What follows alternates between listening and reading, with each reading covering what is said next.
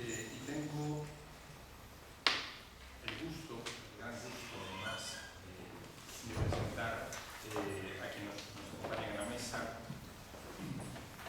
a la señora Fabiana Almeida, coordinadora del Programa de Derechos Humanos de la Secretaría de Cultura del Gobierno argentino, al señor Carlos María Dualde, consejero de la Embajada de la República Argentina en España, y, de cierto modo, con el permiso de nuestros acompañantes, a la señora Fabiana Almeida, de Madre de Línea Fundadora, que será en buena medida la protagonista de este acto y el motivo por el que estamos aquí reunidos.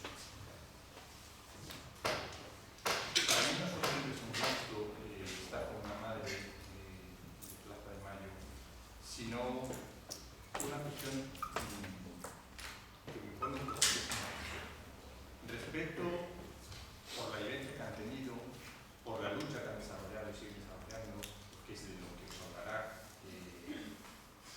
esta mañana, por todo lo que han hecho,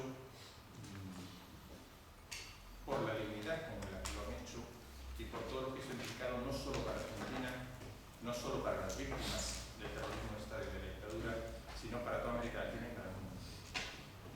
Pensar, aunque ya os explicará con detalle, que supone que en cierto momento simplemente, y esto entre comillas, unas madres que tienen un proceso vital normal, como cualquier persona hasta cierto punto, que a partir de cierto momento se implicadas en algo para lo que no solo es que nadie esté preparado, pues nadie lo ha planeado y nadie se plantea que en su vida pueda llegar a darse una circunstancia como lo que se desea. ¿Cómo reaccionan y cómo hacen algo que acabó siendo una de las armas más poderosas contra las violaciones de los derechos humanos y por la dignidad de las personas? Algo tan simple, esa herramienta tan peligrosa y tan subversiva como es el pañuelo que tiene en este momento la señora Tati Almeida en la cabeza, que es un símbolo reconocible prácticamente en todo el mundo, desde luego en toda América Latina y creo que en toda Europa, y que acaba siendo lo que representa en buena medida, ahí lo veis, en la Plaza de Mayo, esa lucha por los derechos humanos, por sus familiares, pero también contra la dictadura argentina. Eso acabó siendo más efectivo que muchísimas otras cosas. Eso y todo lo que hacían, y todo lo que pudieron hacer, y todo, a veces hablamos del tema de las organizaciones sociales y de innovación, y todo aquello en lo que ellas innovaron, trajeron de nuevo de una experiencia que salía de la nada, que salió de la nada, y cómo consiguieron articular una forma de protesta y de reivindicación silenciosa y pacífica que acabó siendo poderosísima en esta cuestión. De hecho, tantos años después sigamos no solo hablando de ella, sino que la tenemos muy presentes en todos los ámbitos. Voy a hacer la palabra a quienes me acompañan. La dinámica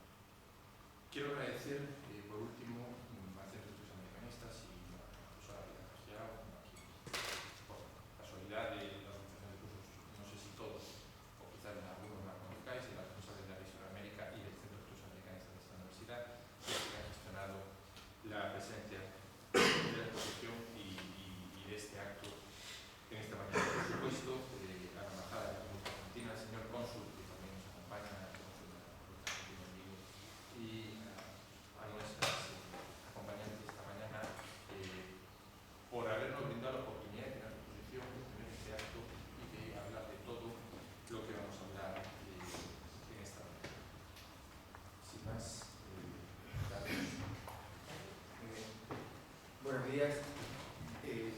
Gracias por el interés de todos ustedes estar aquí.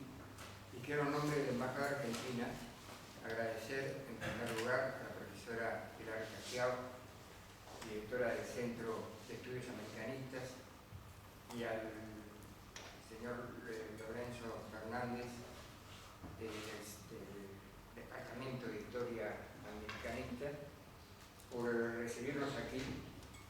Y voy a ser breve, porque lo importante aquí es que hable Tati Almeida, que puedan escucharla, no todos los días podemos tener el contacto directo con una de las mujeres que son un símbolo de la lucha argentina por la memoria, la verdad y la justicia. Quiero agradecer también a Lisandro Cañón, que ha coordinado esta avenida, y al cónsul Roberto Gudiño, cónsul argentino, que tuvo la iniciativa de este contacto con la universidad. Yo voy a ser breve, pero quiero marcar un poco, contextualizar lo que fue la dictadura cívico-militar, porque muchas veces nos perdemos en las cifras, nos perdemos en los momentos más simbólicos y no vemos la razón de los casos. Esta dictadura cívico-militar, y recalco que es cívico-militar, porque, haciendo un paréntesis, realmente el jefe de esta dictadura militar, cívico-militar, no fue el general Videla, por todos conocidos, sino fue Martínez Dios, que fue el ministro de Economía de esta dictadura. Fue el creador y el hacedor de toda esta dictadura. Esto no fue una mente enfebrecida de 4 militares con ansias de poder.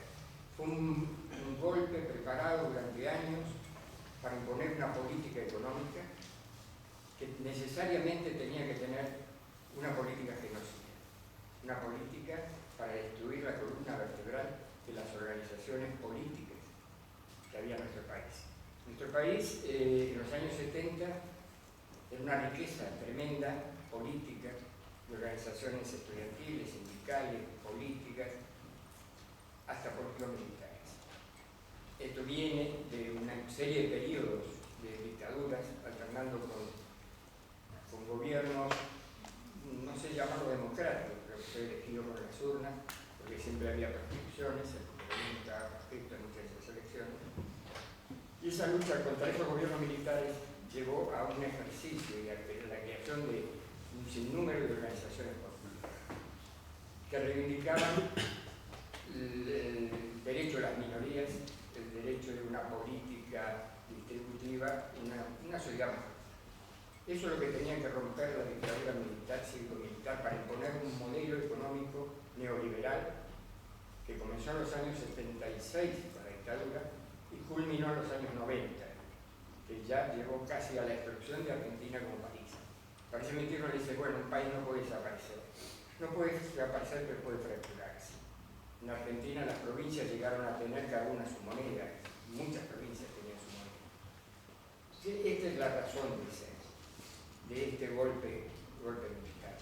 Poner una política económica dirigida a preservar los intereses de esa minoría, que en el caso de la minoría es una vinculación internacional, sin duda, ¿no?, que responde a los intereses financieros internacionales, pero en Argentina está representada por la minoría agroexportadora de toda la vida. José Martínez Dios, su abuelo, fue un inmigrante español que se dedicó a algo muy próspero en esos años, que era el contrabando. Entonces hizo mucho dinero con el contrabando y de ahí pasó a financiar las que llamaban las campañas del desierto, que era la apropiación y el exterminio de los pueblos originarios para quedarse con sus tierras.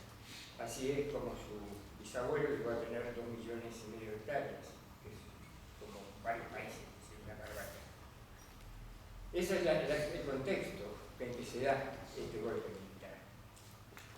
Y a partir del año 2003, después de una serie de avatares donde tuvimos 20 años de gobiernos democráticos, al menos elegidos por las urnas, donde se tejió un manto de impunidad, donde no hubo ni justicia, ni verdad, y menos memoria.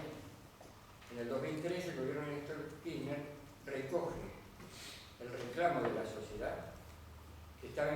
especialmente, y son las iniciadoras, las madres de Plaza de Mayo, que desde el año 77 mantuvieron en alto los reclamos y la lucha contra la impunidad. Néstor Kirchner toma eso y lo hace política de Estado. Lo hace política de Estado que le ha permitido que hoy se juzguen y estén juzgados militares, no solo militares, también civiles. Hace pocos meses, un par de meses, se acaba de detener, procesar a 4 directivos de la multinacional Ford, civiles, que entregaban gente para ser desaparecido el militante sindical. Y así también el director, el presidente, el dueño del ingenio Ledesma. Ahora, eso es lo que demuestra que es un gobierno cívico-militar.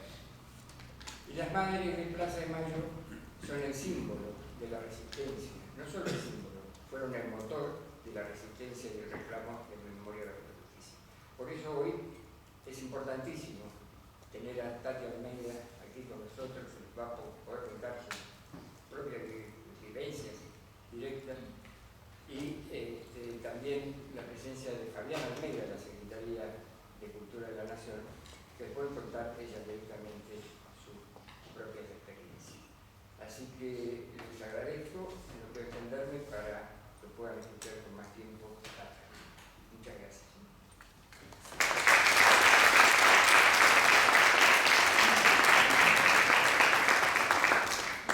Buenos días a todos y a todas. Bueno, yo también quiero agradecer muchísimo a todos de la facultad que nos invitaron, a todos también. Quería recordar los nombres porque me dicen muchos nombres, recorro bastante los países. Qué importante que son estas actividades, qué importante que un docente pueda trabajar con ustedes este paréntesis que hubo en este país, que es el nuestro, tan querido y tan golpeado. Qué importante que ustedes lo tengan como un trabajo que realizar después de esta charla, que una madre de Plaza de Mayo pueda estar contando en vivo y en directo su historia. Ya no es lo que leen, sino lo que ella va a contar su historia, que es muy importante seguir trabajando por la memoria, la verdad y la justicia. Bueno, yo represento la Secretaría de Cultura de la República Argentina, coordino un programa de derechos humanos. Este programa surge en el año 2010. La Secretaría de Cultura de la Nación está a cargo del señor Jorge Cosia. Entonces, dentro del bicentenario que nosotros cumplíamos en el 2010, el bicentenario, presento este proyecto, yo trabajo hace bastante en cultura, a Jorge Cosia, que es el secretario de Cultura, y a las madres de Plaza de Mayo, línea fundadora, porque las madres tienen unas pancartas guardadas, muy guardadas, de cartón, tal cual como están ahora, pero son de cartón, de 1 metro por 70, que allá en los años 90, acá Carlos María Dualde recordaba los 90, que para nosotros fueron muy duros, fueron años de silencio, de olvido, donde los que estábamos en derechos humanos no podíamos prácticamente hablar, todos nos daban vuelta la cara, pero ahí estaban ellas ahí exigiendo justicia, justicia, justicia. Entonces a una compañera periodista se le ocurre presentar esta idea a madres de empezar a ponerle la historia de los compañeros detenidos desaparecidos, donde no solamente estaban las fotos, que en las marchas cuando íbamos llevábamos las fotos y los nombres, sino la historia de vida de ellos. Ellos fueron chicos como ustedes, donde crecieron, donde se casaron, donde tuvieron hijos, y bueno, se las quitaron.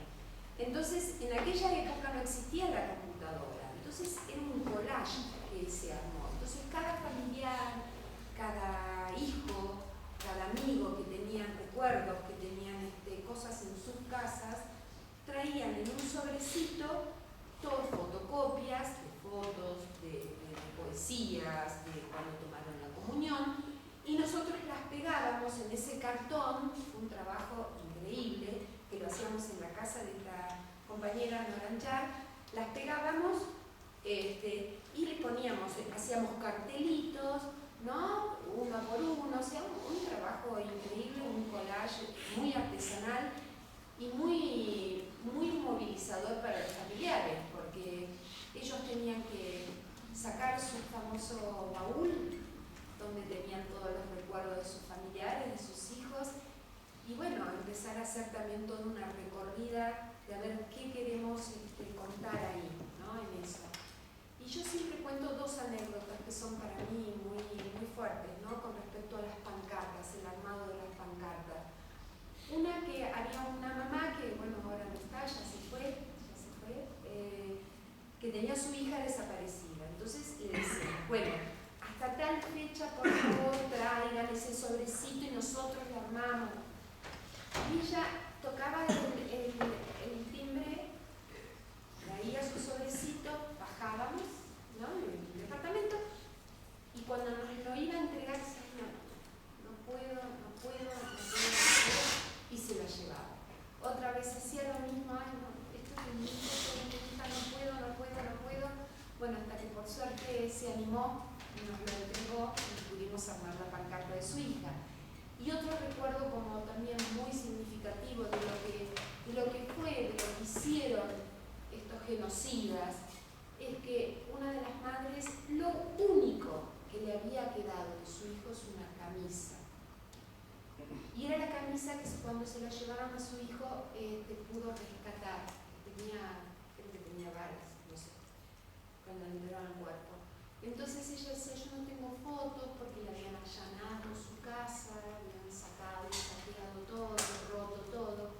Lo único dice, bueno, yo quiero que esta camisa de mi hijo esté puesta en la pancarta. Y era, se imaginan, ¿no? Muy fuerte ver, lo único que pusimos el cartel del nombre de su hijo y la camisa. Desgraciadamente después esa pancarta se perdió, entonces bueno, no pudimos recuperarla, pero hemos encontrado ahora la foto original, así que la vamos a reproducir en la pancarta, que por supuesto no es lo mismo. Bueno, así fue que pasó el tiempo y estas pancartas que eran tan artesanales se empezaron a mojar porque lo hacíamos en determinados eventos al aire libre, en plaza. Entonces dijeron las madres, no, se guardan porque es un documento histórico. Así fue como en el 2010, presentando este proyecto, de acuerdo con las madres que dijeron que sí, las pasamos a este material que está ahora. Y yo les puedo asegurar que estamos recorriendo en Argentina todo el país. Y vamos no solamente a grandes ciudades, sino nos invitan a lugares más pequeños, a pueblitos más chiquitos, en las escuelas, en las universidades, cuando están los juicios, ¿no?, que están habiendo alrededor de todo el país, vamos una semana antes, llevamos esta muestra, siempre tratamos que nos acompañe una madre para que den una charla, en este caso, que les va a dar a ustedes, y talleres alrededor, talleres de herramientas de comunicación popular, talleres de igualdad de género, que también, ¿no?, el tema de la violencia, el tema de la trata de personas, todo lo que en realidad a los jóvenes les preocupa y todo lo que nosotros queremos desde Estado seguir trabajando por la memoria. Porque sí, este programa se basa en la memoria, la verdad y la justicia. Y sí, como dijo Carlos María, el Estado, que está presente después de tantos años, podemos tener un programa así porque un Estado está presente, sobre todo ha tomado como política el Estado el tema de los derechos humanos. Y yo particularmente, y esto ya no lo hablo como funcionaria, sino como Fabiana Almeida, hermana de Alejandro Martín Almeida, detenido desaparecido en el año 1975, que este trabajo para mí, más que un trabajo, es seguir la memoria y por todos los 30.000 compañeros detenidos desaparecidos. Y yo pienso no solamente en los de mi generación, que lo podemos contar, sino también yo tengo una nieta. Yo también trabajo y hago este trabajo de memoria, verdad y justicia con mi nieta que tiene 2 años, porque yo no quiero que se olviden. Y este trabajo es de hormiguita, y gracias a los organismos, gracias a las madres que nos han enseñado a nosotros también los jóvenes hoy en la Argentina se han despertado y nos acompañan y trabajan por la memoria. Y yo quiero que mi nieta y todos los nietos de mis hermanos también recuerden lo que pasó en este país. Muchas gracias.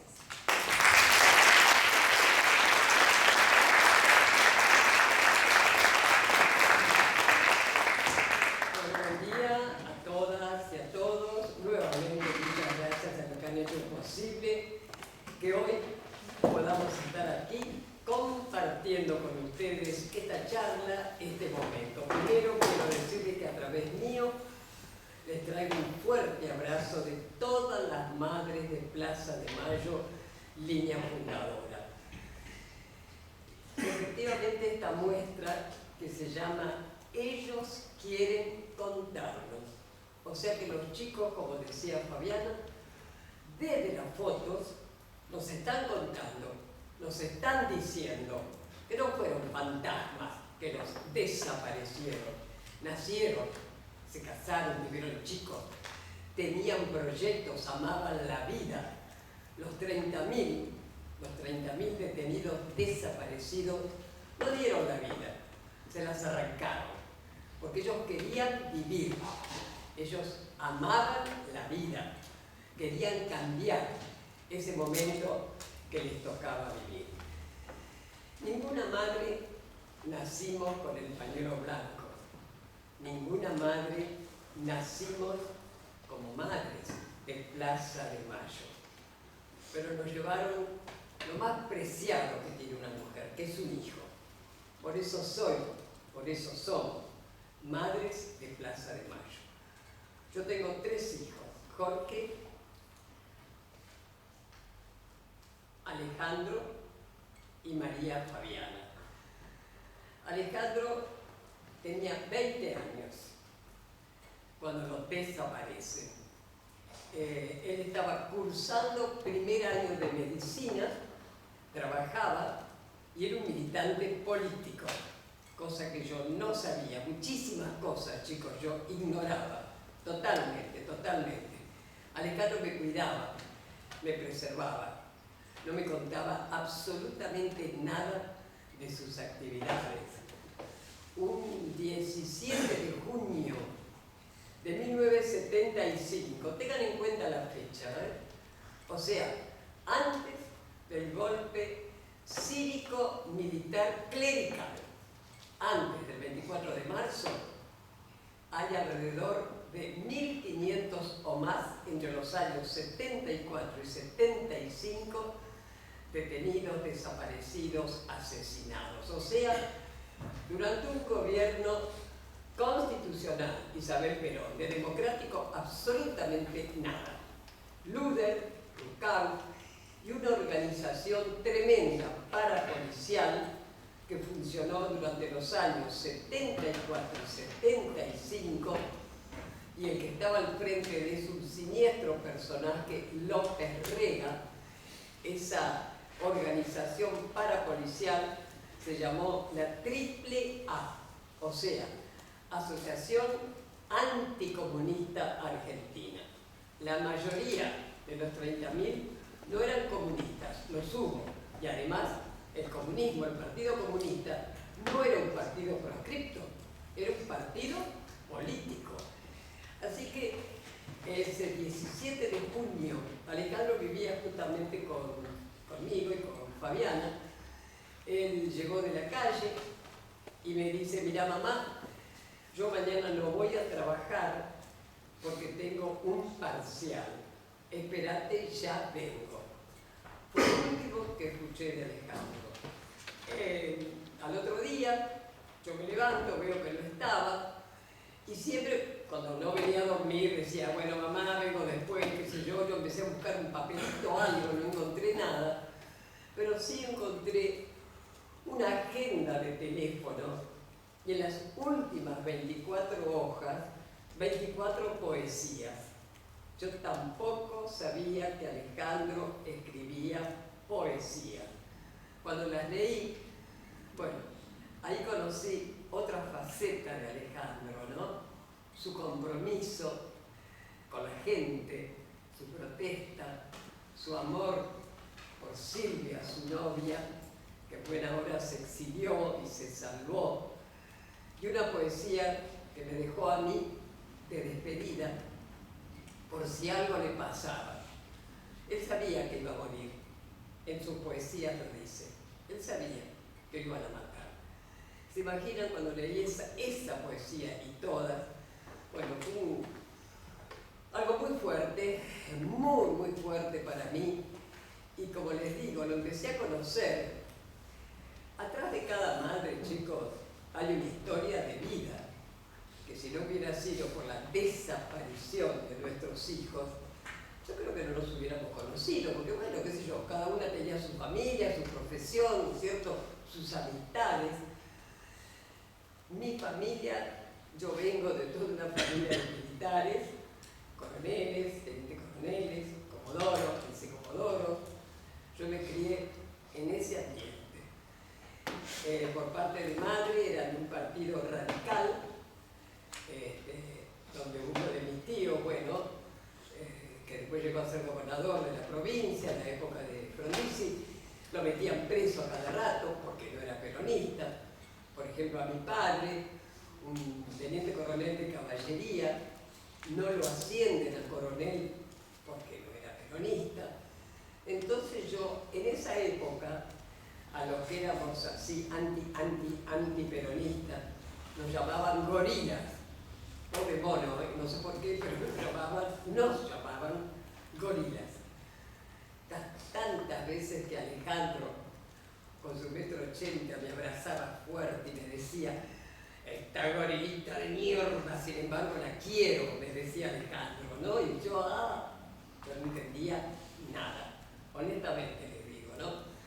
Fue así que cuando Alejandro desaparece, entonces para mí los únicos culpables eran los peronistas eran ellos los culpables. Los peronistas fachos, sí, pero no el resto del peronismo. De ahí que hay miles de la JP, Juventud Peronista, detenidos, desaparecidos. Pero chicos, para mí eran los peronistas.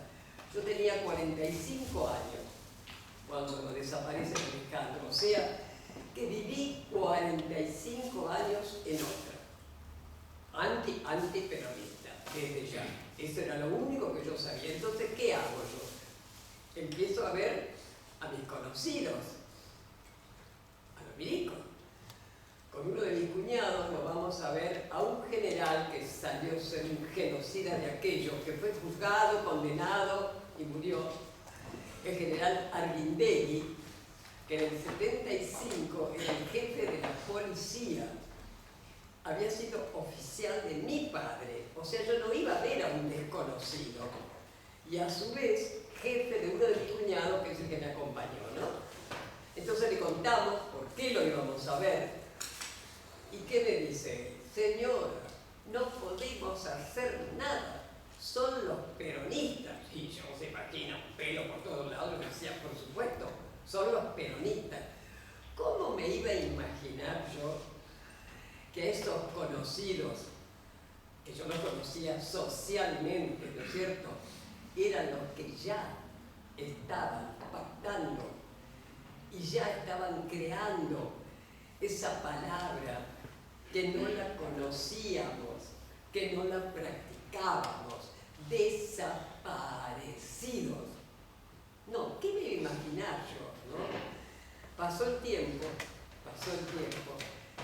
y lógicamente empecé a avivar, digamos, ¿no? Yo me acuerdo que después de muchos años, un periodista me preguntó que qué había sentido yo el 24 de marzo, el día del golpe, ¿no? Yo le dije, ya, yo te voy a contestar con la mente de la Tati de antes, ¿no? Yo dije, me acuerdo, al fin se van estos negros de mierda y vienen mis conocidos y yo lo voy a recuperar, Alejandro. Eso es lo que yo quería. Y pienso que Alejandro tiene que haber pensado, conociendo a mí una gallina con sus pollos como era y sigo, mamá me saca de esta. No puede hacer nada. Yo lo único que pido es que haya sido rápido. lo de Alejandro, que lo hayan terminado pronto, ¿no? Pasó el tiempo y yo me entero que había un grupo de mujeres que iban a la Plaza de Mayo. La Plaza de Mayo, chicos, que era frente a la Casa de Gobierno. Es una plaza histórica, ¿no? Donde ahí se va a protestar, a festejar, bueno, a quedar frente entonces a la Casa de Gobierno. Yo me entero que iban un grupo de señoras, mujeres, pero claro, yo decía, ¿y quiénes serán? Pasó el tiempo y además yo decía, con el currículum que tengo, van a pensar que soy una espía, sé yo. Me decidí, fuimos con Fabiana a la oficina, a la casa de las madres. Cuando entramos vemos en una pared fotitos, y yo dije, Dios mío, no soy la única.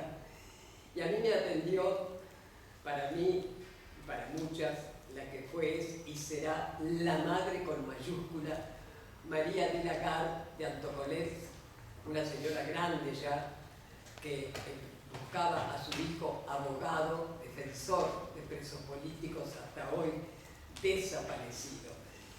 Y me preguntó lo único que se preguntaba cuando una madre se acercaba por primera vez, ¿no? ¿A quién te falta a vos? No importaba política, religión, ¿a quién te falta a vos? Bueno, a partir de ese momento yo pienso que puse la pata en el acelerador y bueno, hasta que Dios me dé fuerza, ahí voy a estar, ¿no? Yo me había separado en el año 70, o sea, volví a ser Tati Mi Uranga. Mi apellido es Ella y latina y Mi Uranga. Almeida, el apellido de mi ex marido, el apellido de mis hijos, ¿no? Por eso, cuando me acerco madre, que es lo mejor que pude hacer, empezar a compartir dolor, alegría, lucha, esperanza, ahí yo pienso, estoy segura, que así como yo estoy orgullosa de haber parido a mis 3 hijos, pero yo me siento parida por Alejandro. Alejandro parió a Tati Almeida. Realmente con sus 20 años me parió.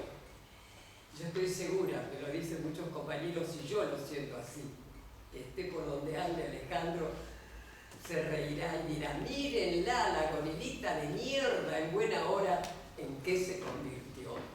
Tomé conciencia. Y así fue que me fui enterando de la historia de las madres de Plaza de Mayo. Ninguna aceptamos que nos digan heroica. Hicimos lo que cualquier madre hace por un hijo. Pero sí valientes, esas 14 primeras mujeres que a instancias de una de ellas, la fundadora de Madres de Plaza de Mayo, Azucena de Vincenzi, que buscaba a su hijo, en un momento Azucena dijo algo muy importante, chicos, estamos encontrándonos todos en los mismos lugares que vamos a preguntar por nuestros hijos, pero en solitario no se logra nada. Hay que juntarse. Nos juntamos, vamos a la Plaza de Mayo, nos cruzamos, hablamos con Videla, el genocida presidente de facto. Eran 3, la primera junta. Por ejército, el general Videla. Por la marina, Macera. Y por aeronáutica, Agosti. Era tal la ignorancia, chicos, que teníamos en esa época, ignorancia en este sentido. Uno pensaba que nuestros chicos estaban por ahí en cárceles incomunicados, en cárceles a lo largo, a lo ancho del país, o muertos, pero desaparecidos. La prueba está que por muchos años, en las marchas, ¿qué gritaban? Aparición con vida los llevamos, con vida los queremos. Los reclamábamos con vida. Bueno, por eso es que Azucena y ese grupo de madres dijeron, bueno, está bien, nos cruzamos, hablamos con Videla, le preguntamos. Después de mucho deliberar, llegaron a que el día que había que estar era un jueves, y así fue. Un jueves 30 de abril. de 1977, ese grupo de 14 madres llega a la Plaza de Mayo, pero había estado de sitio, o sea, entre otras cosas, cuando hay estado de sitio, más de 3 o 4 personas no pueden estar juntas, y eran 14. Entonces la misma policía empezó a decirle, vamos, caminen, caminen, de a dos, caminen, y sin pensarlo, surge la primer ronda de los jueves, que hasta hoy, de 3:30 a 4, ahí los van a encontrar. Y sobre todo, surge el movimiento de las madres de Plaza de Mayo. No tenemos que olvidarnos de los padres de Plaza de Mayo. Los padres también acompañaban, muchos, a las madres. Pero ellos mismos dicen que ellos eran más caretones. Entonces por ahí iban en la ronda, venía un policía, empezaban, hijo de... Bueno, se armaban unas podridas, se imaginan tremendas. Y además, el hombre, en ese momento, era generalmente el que trabajaba. Entonces, también tenían miedo de que los echaran. Entonces, eran las madres las que fueron adelante. Pero los padres, desgraciadamente, somos casi todas viudas.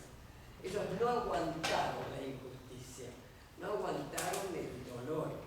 Han muerto del corazón, de cáncer o desgraciadamente por decisión propia. Pero no tenemos que olvidarnos de los padres de Plaza de Mayo. Bueno, fue así que ese grupo desgraciadamente fue creciendo porque cada vez había más y más detenidos desaparecidos, ¿no? Azucena Villaflor, junto con Esther Cariaga, otra madre, y Mari Ponce, 3 madres, no pudieron ver cómo ese grupo fue creciendo, porque en diciembre del mismo año, 77, en un operativo en una iglesia estupenda, la iglesia de Santa Cruz, a causa del responsable, el Judas de Astiz. Astiz era un marino, rubiecito, de inteligencia, que se metió en la ronda con las madres, todo, y decía que tenía una hermana desaparecida. La que más lo cuidaba era Azucena, y le decía, no venga, porque tu mamá tiene una hermana, y decía, no, bueno. Este fue el responsable de ese operativo en esta iglesia, donde desaparecen 12 personas, entre familiares, madres, monjas francesas. Realmente fue un golpe muy grande, muy fuerte. Se metieron con las madres. Pensaron los genocidas, ¿no? Bueno, sacamos a estas 3 viejas y las otras se van a dejar de joder. Parece que no tienen madre estos tipos, no saben lo que una madre sigue y es capaz de seguir haciendo. Así que se siguió adelante con la lucha, exigiendo aparición con vida. Pasaron muchos años, chicos, muchos años, recién tipo año 80, ¿sí? Gracias a los supervivientes de los centros clandestinos, centros de horror, que los llevaban, los torturaban, a las chicas embarazadas las llevaban, tenían familia, se apropiaban de los bebés. Una cosa es cuando uno adopta un bebé, lo hace por amor, pero acá se apropiaban, o sea, le cambiaban el nombre, la fecha de nacimiento, a las madres las mataban desde ya, se quedaban como un botín de guerra, ¿no? Los regalaban, los vendían, ¿no? Bueno, esa es la lucha maravillosa de nuestras compañeras, las abuelas de Plaza de Mayo. Es una lucha esperanzadora, porque buscan desaparecidos con vida. Ya llevan 100 y pico de nietos recuperados, ¿no? Pero gracias a los sobrevivientes de esos centros clandestinos, a los exiliados, a los expresos políticos, uno se enteró y tuvimos la certeza que nuestros hijos estaban muertos, aunque políticamente jamás los damos por muertos. Están detenidos, desaparecidos, hasta que los responsables no nos digan qué pasó con todos y cada uno de ellos. A partir de ese momento, nuestra lucha tiene 3 patas: memoria, verdad, justicia. ¿Por qué memoria? Sabemos, y eso hay que recordarlo siempre, que si no se trae el pasado al presente, no se puede construir un futuro en base a la mentira, a la ignorancia. Un pueblo que olvida corre peligro que vuelva a ocurrir. La otra, la verdad, es ancestral que uno entierre a sus muertos. Lo lógico es que los hijos entierren a sus padres. Ni siquiera eso nos ha permitido a nosotros. No sabemos dónde están los restos de nuestros hijos. Tenemos derecho a enterrarlos. Tenemos derecho a hacer el duelo. No se termina la lucha porque uno recupere los restos. Al contrario, ahí está la evidencia. Eso es lo que queremos saber. ¿Dónde están los restos? Hay un grupo de jóvenes antropólogos forenses que se formaron en el año 83, ya en democracia, con un gran antropólogo estadounidense, el doctor Snow. Gracias a esos antropólogos que los llaman de todas partes del mundo, muchas familias están recuperando los restos de sus seres queridos. Yo no pierdo las esperanzas. Siempre les digo lo mismo, que antes de irme yo quiero recuperar los restos de Alejandro. Yo los quiero tocar, por lo menos tocar los restos de mi hijo, ¿no? No pierdo las esperanzas. Esa es la segunda pata, la verdad. Y la otra, justicia. Justicia legal. Jamás hemos tomado la justicia por mano propia. Ni lo vamos a hacer. Y fue algo natural. No nos pusimos de acuerdo con la abuela, con familiares, con padres, con hijos. No. Una cosa natural. Jamás justicia por mano propia. Pero sí queríamos juicio. Queríamos juzgarlo. Queríamos condenarlo. No lo podíamos hacer. En el año 83, cuando asume el doctor Alfonsín, que era con una esperanza, en fin, nos parecía mentira después de tantos años, ¿no es cierto?, de horror, que hubiera votos, no botas con B larga, y así fue que lo elegimos, sale elegido el doctor Alfonsín, donde juzga y condena a perpetua a la primera junta. Fue un juicio ejemplar, único en el mundo, salvo uno, no sé si en Grecia. ¿Por qué único? Porque los milicos, los genocidas, fueron juzgados por civiles y por leyes civiles. O sea que fue una bocanada y dijimos, ¡guau! Al fin, ya empezamos. Lamentablemente, no supo aprovechar el doctor Alfonsín ese apoyo que tenía, no solo en la Argentina, internacional. Y bueno, presionado, dictó dos leyes, las que se conocen como leyes de impunidad. O sea, punto final, obediencia de vida. No se podía juzgar más que porque en 6 meses dieron un término para presentar los juicios. ¿Se imaginan que era cada vez más y más y más? Entonces después salió la otra, obediencia de vida. Si un sargento obedecía órdenes aberrantes de un superior, entonces él no tenía que ser juzgado. Bueno, fue otro golpe, chicos, fue otra cosa tremenda, tremenda estas leyes, pero seguimos calmados. Dicen que somos como la leyenda cuenta del ave fénix, que muere de noche y al otro día resucita con más fuerza. Así seguimos, exigiendo justicia, gracias a la lucha inclaudicable de los organismos, de los sobrevivientes, de la militancia setentista y de tantos otros que no bajamos los brazos, pero llegamos al 2003, donde por primera vez, como nos dijo Carlos, un presidente, nuestro querido Néstor Kirchner, es el primer presidente que se conozca, no solo en la Argentina, que toma a los derechos humanos como política de Estado, no de un gobierno, de un Estado presente. Anulamos las leyes de impunidad, se declaran inconstitucionales y bueno, y por fin podemos en el 2005 empezar a juzgar a los genocidas y sus cómplices. Acá hubo cómplices civiles, como lo decía él, médicos, jueces, abogados, empresarios y también cómplices eclesiásticos. Yo soy católica, pero no tengo idea. Entonces, hay muchos, sí, obispos, monjas, sacerdotes, que dieron la vida, se las arrancaron también.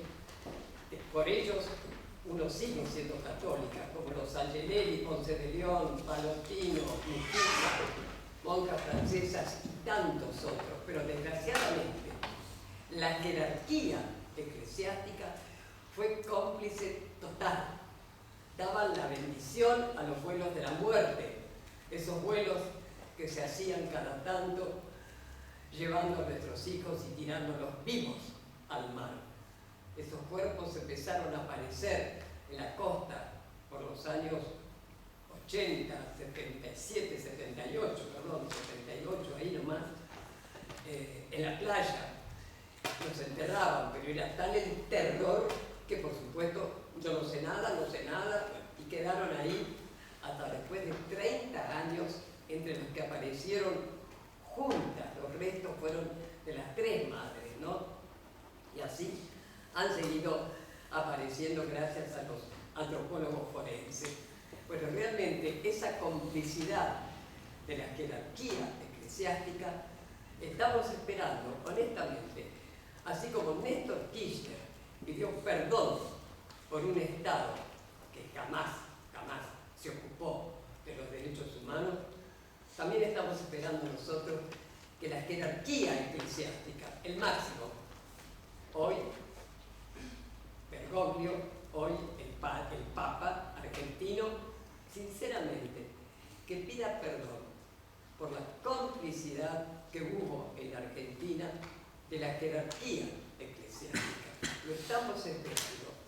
Vamos a darle tiempo, pero pienso que corresponde, que es lo que debe hacer. Hasta ahora tenemos un solo cura genocida, y vaya